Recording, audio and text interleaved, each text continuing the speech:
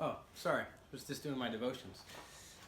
This week in community group, we are going to be looking at 11:12 through 14:1.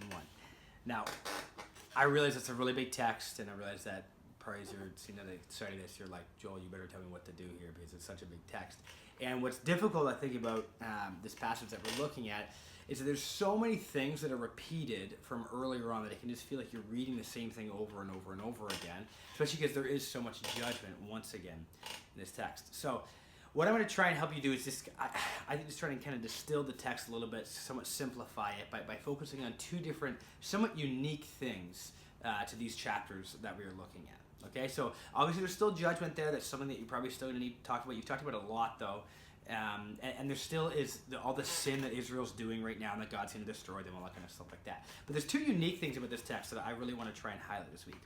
The first in this text is the significance of history.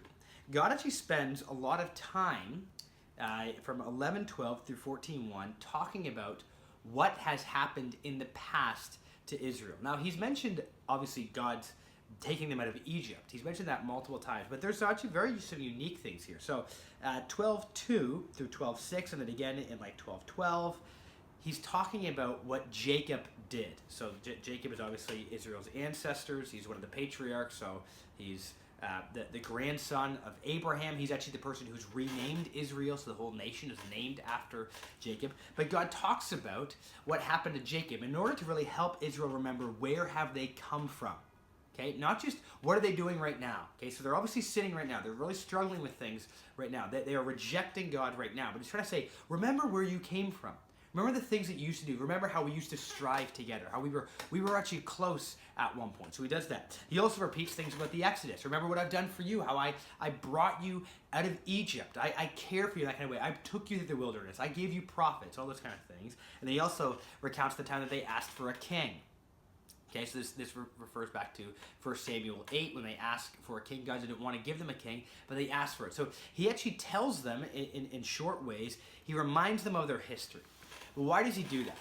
Well, sometimes for us, we can get really focused on our present situation, which is fine. We can focus on what we are doing right now. But God, for Israel here, actually repeats their history in order to kind of force the question of look how far. Do you realize how far you've actually fallen? Do you realize how much you've actually changed your identity? So Israel, it explains in 12:8, doesn't know that there actually is iniquity or sin within them. They're oblivious to this, which is something that we've looked at before, that they're completely unaware that they've rejected God. But God doesn't just say, well, you have, okay? You have rejected me. He said, and I want to show you how much you've rejected me. Remember your history. Remember where you have come from. Now, the reason why I think that's helpful for us is because that's something that we often need to think about as well.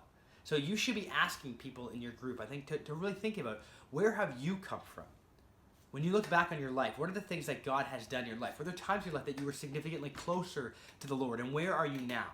How are you doing now in light of where you have been? And is it possible that you've walked away from him, that you're actually moving far away? And if you have, can you return to him? And that's the second thing I really want to bring out here. This has come up a little bit, but this is really like the trumpet blast of this text is return to God. Remember how close you used to be to him? Well, now you're not, so return to him. So it happens two different times. So in 12:6, in the midst of this history thing, he says, so you, by the help of your God, return, hold fast to love and justice, and wait continually for your God. And then in 14:1, return, O Israel, to the Lord your God, for you have stumbled because of your iniquity. God retells their history in order to look at their present so that they can actually say, okay, go back to where you used to be. Return to your God. And I would encourage you, when you're looking at this in your text this week, or with your group this week, to remember how similar this is actually to the story of Hosea and Gomer. Okay, remember Hosea and Gomer, that sets the foundation for the rest of the text here. Well, in chapter 3, Hosea goes back to Gomer, who's cheated on him, who's actually left him, and he basically purchases her back and says, return to me. Come back to me as a husband. That's what God is calling them to do. He's calling on Israel, who's walked away, to say, come back to me. Return to me once again. Remember what we used to be like.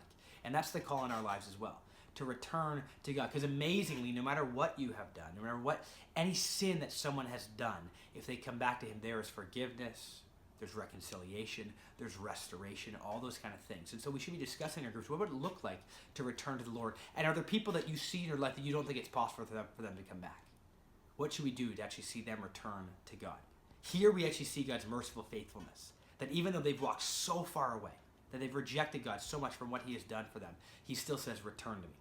I will restore you if you will return to me, which obviously he does through Jesus Christ. He restores us through Jesus Christ. All right, hope you have a really great week.